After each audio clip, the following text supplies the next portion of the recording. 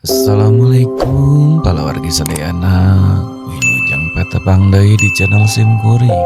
Mugia kalawargi sadayana dipaparin kesehatan tur kabagjaan. Amin ya robbal alamin. Bola.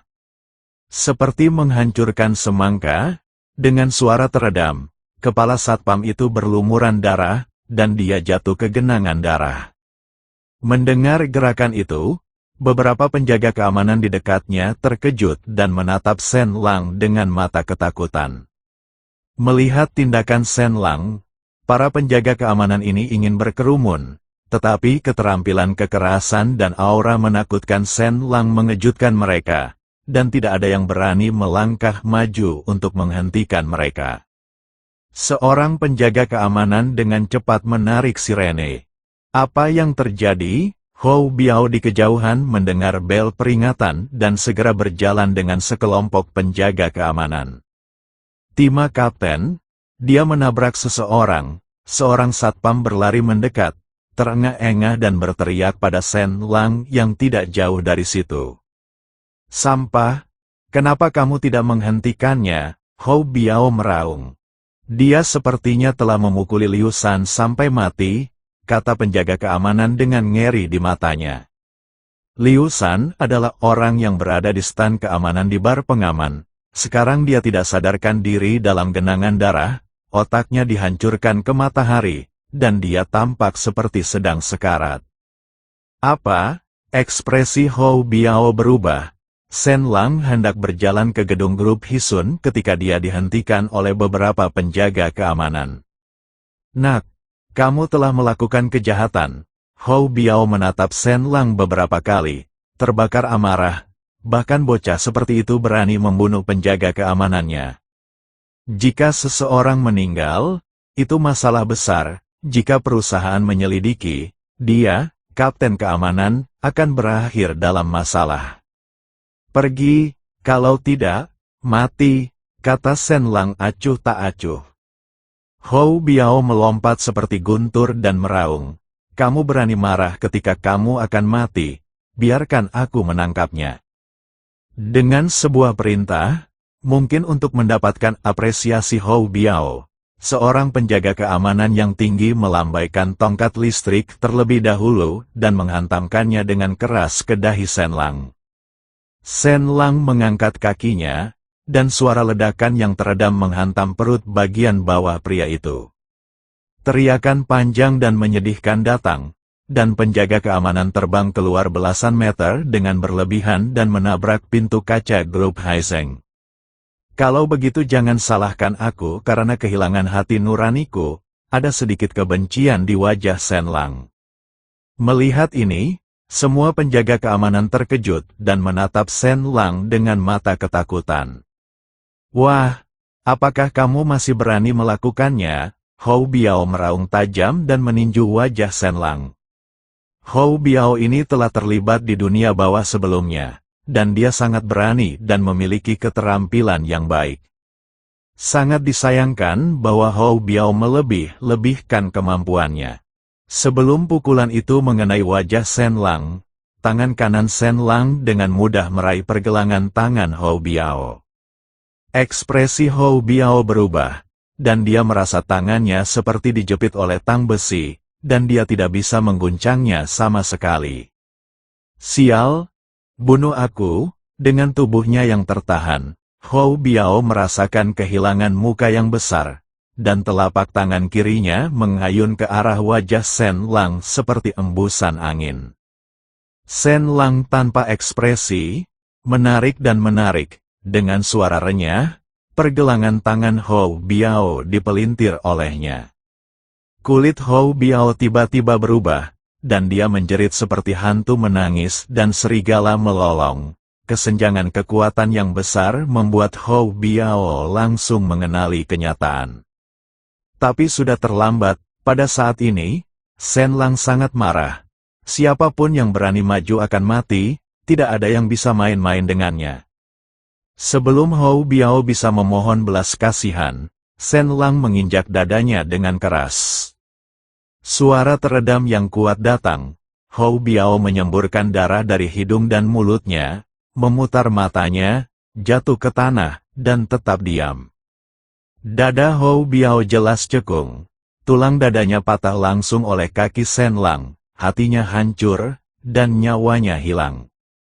Ketika sekelompok penjaga keamanan melihat pemandangan ini, kulit kepala mereka mati rasa dan tangan dan kaki mereka dingin. Keterampilan kejam Shen Lang dan aura kekerasan membuat mereka merasakan rasa takut yang mendalam di hati mereka.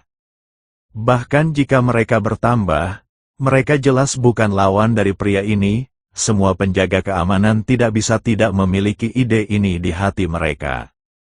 Tidak ada yang berani menghentikan langkah Shen Lang, jadi Shen Lang berjalan menuju gedung grup Hisun. Orang-orang di dalam tampaknya belum menyadari krisis ini. "Tuan, ada yang bisa saya bantu?" tanya seorang pelayan laki-laki muda di meja depan. "Di mana Luo Tianyao?" Shen Lang bertanya dengan tenang. "Apakah Anda punya janji?" tanya pemuda itu. "Saya seorang pengunjung. Di mana Luo Tianyao?" Shen Lang bertanya lagi.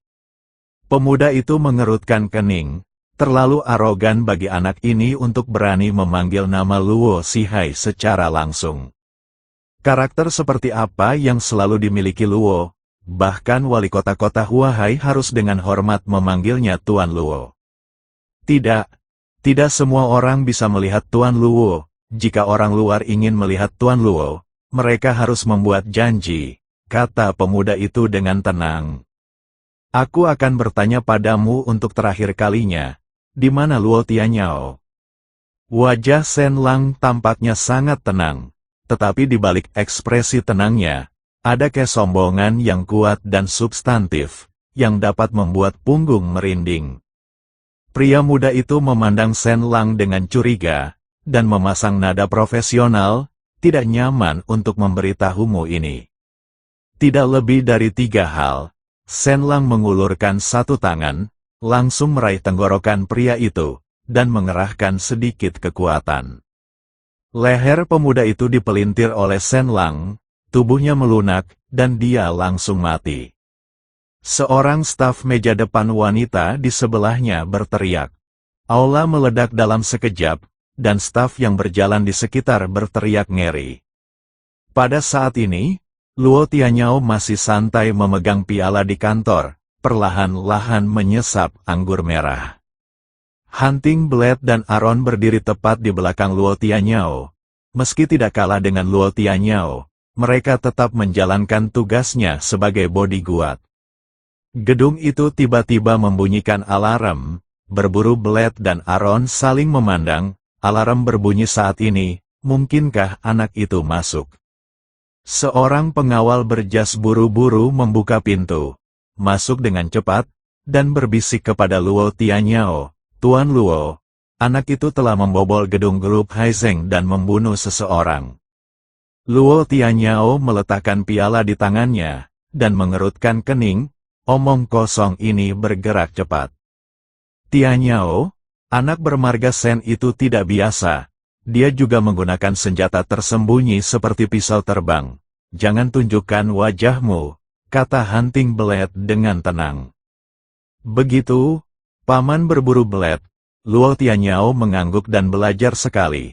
Bagaimana dia bisa diserang lagi, dan selain itu, dia juga takut mati. Jadi dia tidak memiliki keberanian untuk menghadapi orang berbahaya seperti Shen Lang.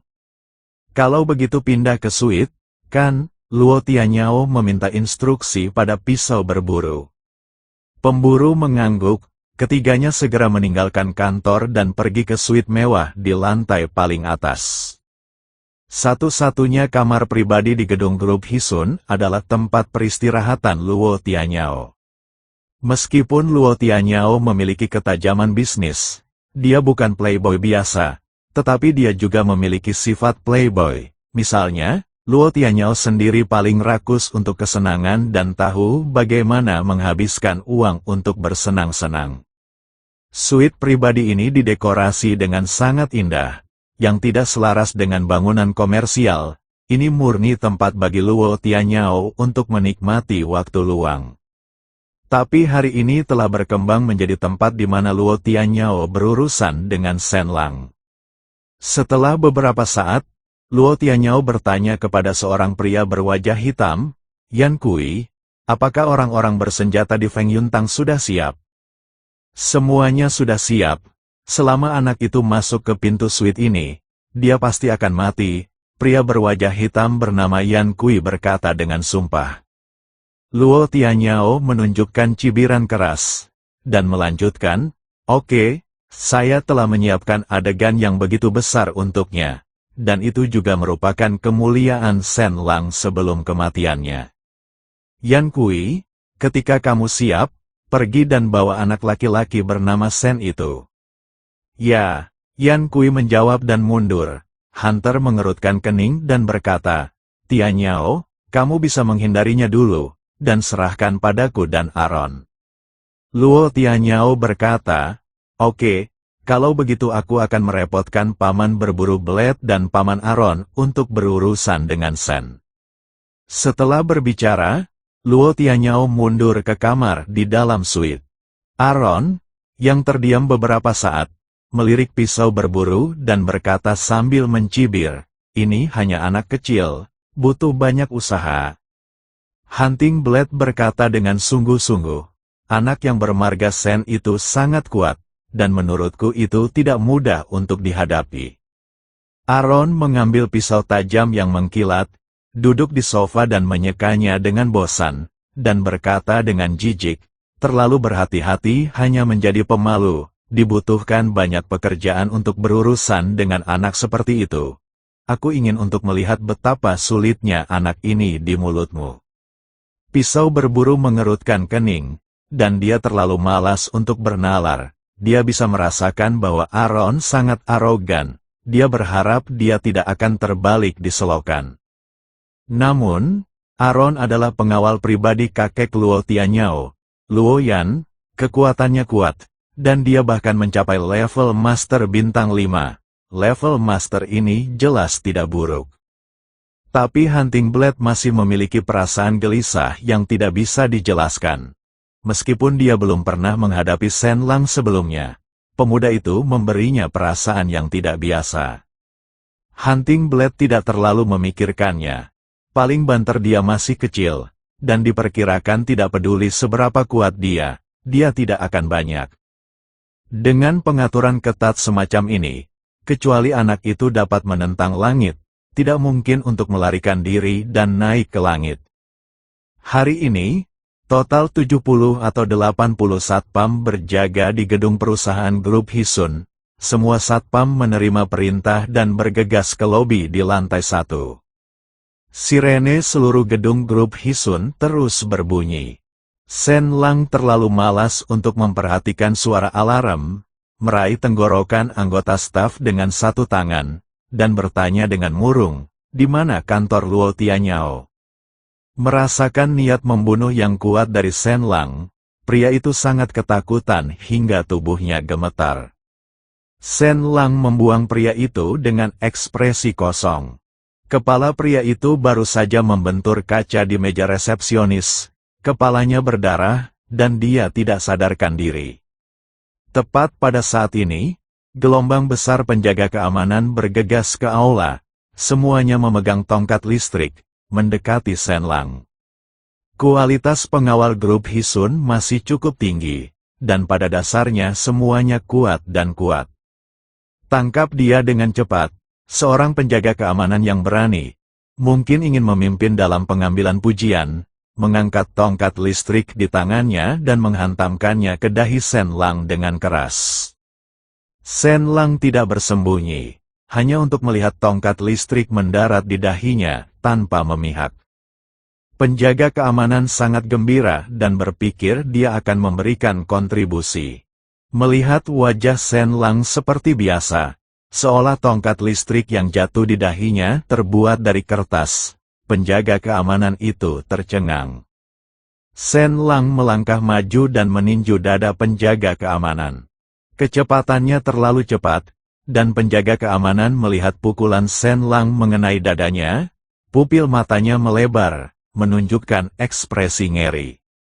Tinju Shen Lang seperti bola meriam, dan penjaga keamanan tiba-tiba terbang keluar, memuntahkan seteguk darah. Terbang secara berlebihan 6 atau 7 meter, jatuh ke tanah dan mati, darah memancar dari mulut, hidung dan telinganya, tanda tinju yang dalam runtuh di dadanya, tanah langsung berlumuran darah, dan dia mati setelah beberapa kedutan. Sekelompok penjaga keamanan di sekitar Sen Lang membuat kulit kepala mereka mati rasa, dan mereka bisa memukuli seseorang sampai mati dengan satu pukulan. Dapat dibayangkan betapa kuatnya pukulan Sen Lang, dan orang ini terlalu menakutkan. Sen Lang menoleh untuk melihat penjaga keamanan di sekitarnya, dan bertanya dengan tenang, "Di mana Luo Tianyao?" Penjaga keamanan menelan seteguk air liur secara bersamaan, menatap Sen Lang dengan ngeri, tetapi tidak ada yang menjawab. Wajah Sen Lang tiba-tiba berubah mengerikan, dan dia berteriak, "Di mana Luo Tianyao?" Masih tidak ada respon, jangan bilang, semuanya harus mati. Mata Sen Lang berkedip dengan ganas, dan dia melangkah maju, meninju dahi satu orang. Pria itu jatuh ke tanah dengan keras, dan genangan besar darah berceceran di lantai. Ada semakin banyak penjaga keamanan di aula, total ada 50 atau 60. Meskipun kebanyakan dari mereka merasa takut pada Sen Lang, keuntungan dalam jumlah meningkatkan kepercayaan diri mereka. Namun sayangnya, ini adalah keputusan yang salah. Menghadapi orang biasa, Sen Lang tidak memiliki tekanan. Menghadapi serangan tongkat listrik dan peralatan lainnya, dia tidak perlu menghindar sama sekali. Seperti dewa kematian yang datang dari neraka, Sen Lang tanpa henti memanen nyawanya. Setiap kali dia meninju, satu orang akan jatuh ke tanah dan mati. Dalam waktu kurang dari 1 menit, 30 penjaga keamanan telah jatuh berlumuran darah. Puluhan penjaga keamanan yang tersisa akhirnya ketakutan, gemetaran dan tidak dapat memegang peralatan di tangan mereka. Orang di depanku ini sama sekali bukan manusia, apakah iblis? Penjaga keamanan yang tersisa tampak ketakutan, peralatan di tangan Bang jatuh ke tanah, dan melarikan diri dengan panik menuju pintu. Sangat disayangkan bahwa pintu dikunci dengan kunci elektronik karena dia khawatir Sen Lang akan melarikan diri, dan tidak ada yang bisa keluar. Seperti iblis yang haus darah, Sen Lang terus memanen kehidupan. 2 menit kemudian, aula sudah penuh dengan darah, dan penjaga keamanan jatuh ke tanah satu persatu, semuanya sekarat. Pada saat ini, seorang pria berwajah hitam menuruni tangga dan berjalan ke tengah aula dengan sedikit kehati-hatian. "Apakah kamu Sen Lang?" Pria berwajah hitam itu adalah Yan Kui yang diperintahkan oleh Luo Tianyao untuk membawa Sen Lang ke atas. Yan Kui adalah preman top dari cabang Feng Yuntang, dan dia juga dianggap sebagai ahli bintang 3. Melihat adegan berdarah di aula, Yan Kui juga sedikit terkejut. Dia mengira pihak lain adalah anak laki-laki, tapi itu mungkin sampah yang berlebihan. Tetapi melihat bahwa Sen Lang telah membunuh begitu banyak orang seolah-olah tidak ada yang terjadi, Yan Kui tiba-tiba merasa sedikit berdebar. Meskipun dia telah melihat dunia, dia tidak lagi berani meremehkan Sen Lang di dalam hatinya. Mendengar suara yang tiba-tiba itu, Sen Lang mengalihkan pandangannya ke Yan Kui dengan swos, dan matanya yang tajam sepertinya ingin menanyakan niatnya. Yan Kui tidak bisa menahan gemetar di seluruh, hanya untuk merasakan bahwa mata Sen Lang seperti jarum tajam, menusuk ke dalam hati, tanpa sadar membuat orang merasakan teror seperti jurang maut. "Luo memintaku untuk mengantarmu." Mata Yan Kui berkilat samar. Mendengar ini, Sen Lang berjalan menuju Yan Kui dengan ekspresi ringan. Yan Kui mengeluarkan keringat dingin di dahinya, dan akhirnya merasakan aura menakutkan dari pemuda ini. Dengan tekanan seperti ini, pria ini pasti seorang master. Tidak heran bila berburu diatur begitu dekat, anak ini tidak bisa diremehkan. Mata Yan Kui menunjukkan sedikit keganasan. Tanpa mengucapkan sepatah kata pun, Shen Lang mengikuti Yan Kui ke pintu masuk lift di sisi aula. Keduanya naik lift. Yan Kui berusaha untuk tidak menatap mata Shen Lang, karena takut terlihat oleh anak ini. Di lantai kedua dari belakang, keduanya keluar dari lift, dan Yan Kui membawa Shen Lang ke tangga. Lantai kayu solid bermutu tinggi dan pegangan tangan tangga semuanya terbuat dari kayu eboni bermutu tinggi. Dipoles dan dipoles. Dari sini, gaya dekorasi tiba-tiba menjadi mewah. Tiba di depan sebuah suite, pintu terbuka, dan Shen Lang dan Yan Kui masuk. Aula didekorasi dengan sangat indah, dengan lemari emas, dinding, lampu dan perabotan kelas atas, dan kecemerlangan tiran lokal ada di mana-mana. Pisau berburu, sekitar 40 atau 50 tahun, mengenakan setelan Armani coklat, tinggi dan kekar, dengan momentum yang luar biasa, duduk di kursi besar di tengah aula. Aaron, dengan rambut pendek, tampak berusia 30-an, memiliki bekas luka di leher dan lengannya, otot-ototnya terjalin, dan dia memandang Shen Lang dengan jijik. Yan Kui menutup pintu dan berdiri dengan hati-hati di belakang Shen Lang. Shen Lang melangkah masuk, dengan cepat melihat sekeliling aula, dan bertanya dengan ringan, "Di mana Luo Tianyao?" Ekspresi Hunter tidak bergerak, dia melangkah maju dan membuka pajangan besar di meja kopi. "Shen Lang, kita bertemu lagi." Di layar, itu adalah senyum kejam Luo Tianyao. Shen Lang menatap layar tampilan dan berkata dengan dingin, "Luo Tianyao, berhenti bermain trik seperti itu dengan Lao Su dan keluar. Aku di kamar suite ini. Kamu punya nyali untuk membunuhku, hahaha. Aku khawatir kamu tidak memiliki keterampilan. Jika kamu berani membawanya ke pintumu hari ini, itu adalah kematian anakmu." Luo Tianyao berteriak menghina jalan. Ada 3 pintu kayu di presidential suite ini. Mata Shen Lang terkunci pada ruangan di sisi kanan suite, tempat Luo Tianyao seharusnya bersembunyi. Namun, suite ini juga rumit. Shen Lang menemukan melalui mesin Qi bahwa ada banyak pembunuh yang tersembunyi di 2 kamar tidur lainnya, dan aura pembunuh terlihat jelas. Tidak hanya di suite, tetapi juga di luar gerbang suite, ada banyak orang yang memblokirnya, dan itu mungkin pembunuh yang diatur oleh Luo Tianyao. Pihak lain menariknya ke suite ini, yang murni permainan pembunuhan. Tetapi ingin membunuhnya, Shen Lang, tidak semudah itu. Selain pisau berburu dan Aaron di depannya, Shen Lang tidak memperhatikan pria bersenjata dan pembunuh lainnya. Shen Lang memandang Luo Tianyao, yang sombong di layar, dan berkata dengan dingin, "Aku tidak akan membunuhmu kali ini. Aku akan membuat hidupmu lebih buruk daripada kematian." Luo Tianyao tertawa terbahak-bahak. "Saya pikir saya hebat setelah membunuh beberapa orang.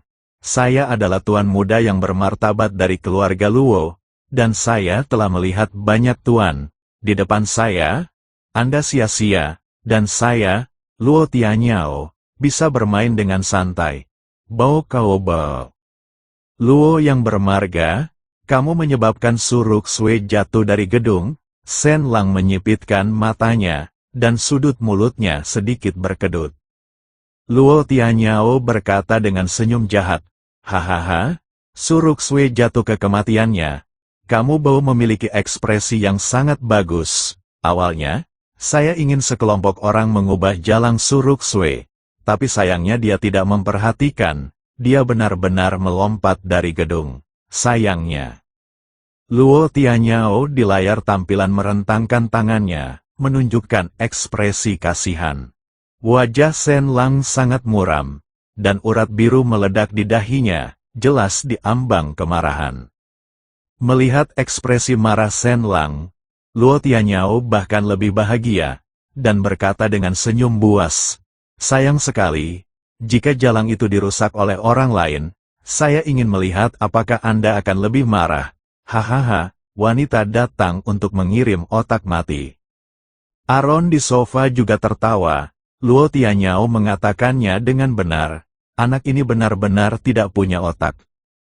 Aaron memutar lehernya, dan tulang-tulangnya mengeluarkan suara pop yang renyah, dan tertawa terbahak-bahak. Nak, karena kamu di sini untuk mati,